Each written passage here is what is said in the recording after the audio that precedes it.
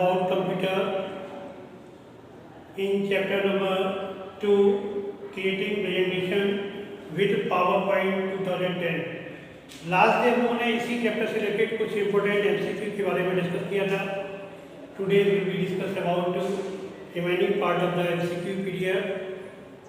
Some important PDFs MCQs then here on the board, and most important MCQs related to this chapters with explanations. Now let us start.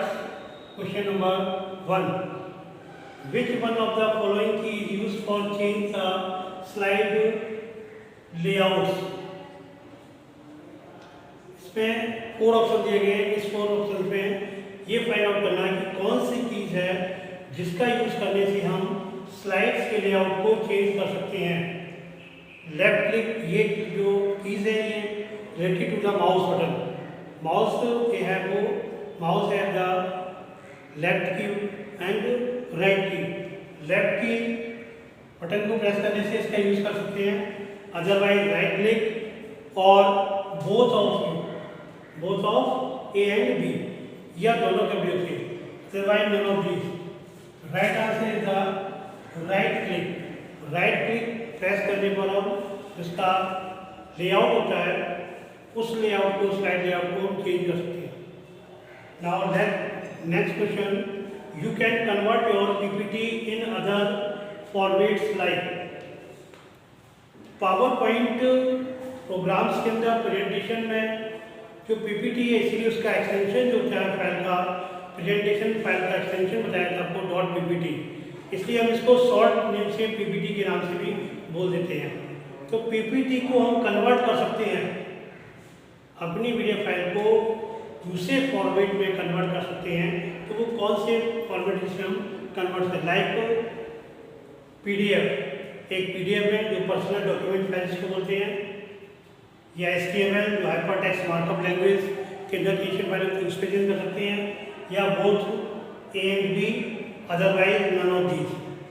तो presentation जो personal document file होती है उस पर भी हम अपनी .ppt को चेंज कर सकते हैं, क्योंकि हमारी पर्सनल डॉक्यूमेंट फाइल में हमारी, क्योंकि वो पर्सनल फाइल होती है उसमें हमारी स्पीच शीट भी हो सकती है, वर्ड प्रोसेसर फाइल भी हो सकता है, यानी उस सेक्शन भी हो सकती है, पीपीटी भी हो सकती है, सारी इंक्लूड हो सकती है. इसलिए इसका राइट आंसर होगा both A and B. And next question, question number 3. You can easily customize your layout by. हम लोग आसानी से, आप सरलतापूर्वक से जो हमारे स्लाइड लेआउट होते हैं उनको कस्टमाइजिंग आसानी से किसके द्वारा कर सकते हैं? इंसर्टिंग वांटेड वाला जो आवश्यक है, जिनको हमारी रिक्वायरमेंट से जो ऑप्शंस हैं या जो हमारी रिक्वायरमेंट है स्लाइड के अंदर हम किन किन टॉपिक्स को, किन किन पॉइंटों को लेना चाहते हैं, टूल्स को, तो इंसर्टिंग उनको वांटेड के लिए उसको कस्टमाइज कर सकते हैं. Otherwise कॉपिंग unwanted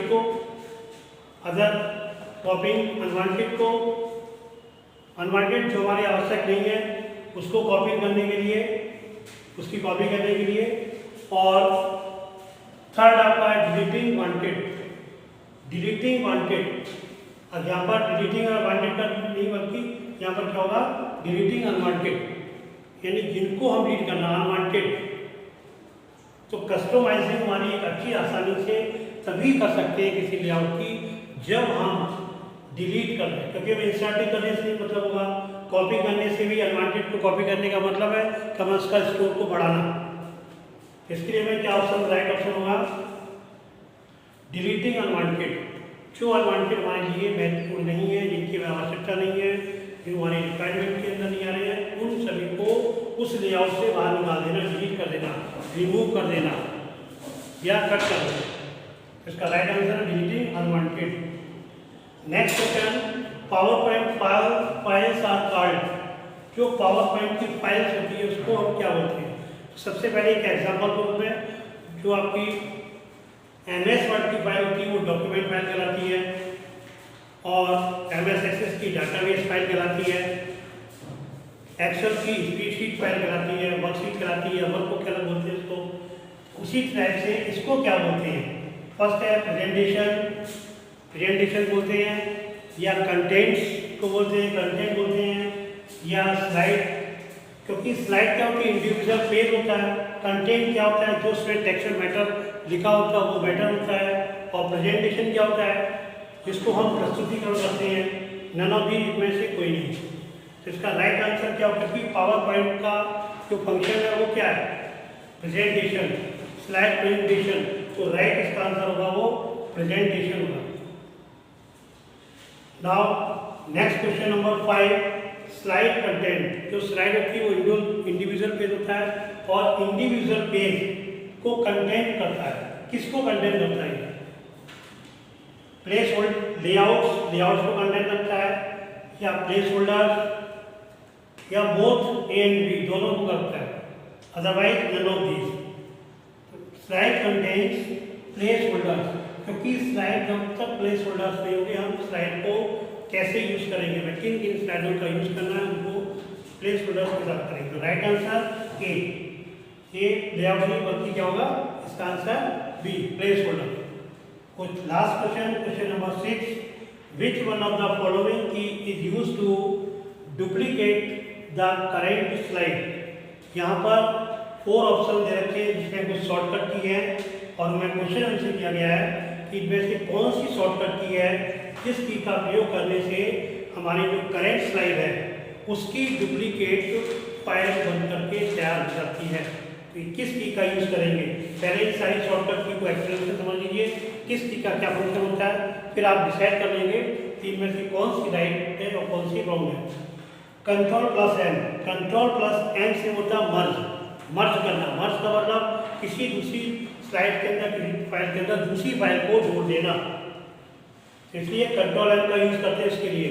control plus N करते हैं, एन का मतलब न्यू प्रेजेंटेशन डॉक्यूमेंट किसी फाइल को बनाने के लिए कंट्रोल प्लस एन का यूज किया जाता है। Control plus D means duplicate. इसका शॉर्टकट की का मतलब होता है किसी भी स्लाइड, किसी भी फाइल का डुप्लीकेशन होगा, यानी हूबहू बिल्कुल उसी टाइप से इसको कर जाएगी, कॉपी के रूप में कॉपी कर देना। और नन ऑफ दीज है, इनमें से कोई नहीं। इसमें आपसे क्वेश्चन तब किया गया था कि जो करेंट स्लाइड्स की डुप्लीकेट्स को हम किस शॉर्टकट की के द्वारा तैयार कर सकते हैं। इसका राइट आंसर होगा कंट्रोल प्लस डी। ये आपका राइट आंसर है। आज हम लोग कंप्यूटर का जो चैप्टर नंबर 2 का creative presentation with power point, उसके कुछ एमसीक्यूज की जो पीडीएफ थी उसका कुछ पार्ट का हम लोग एक्सप्लेनेशन लास्ट के कर चुके थे, और जो remaining part of the MCQ PDF था उसका हम लोगों ने आज डिस्कस किया। ये टॉपिक आपका आज यहीं क्लोज होता है। Thanks, have a good day.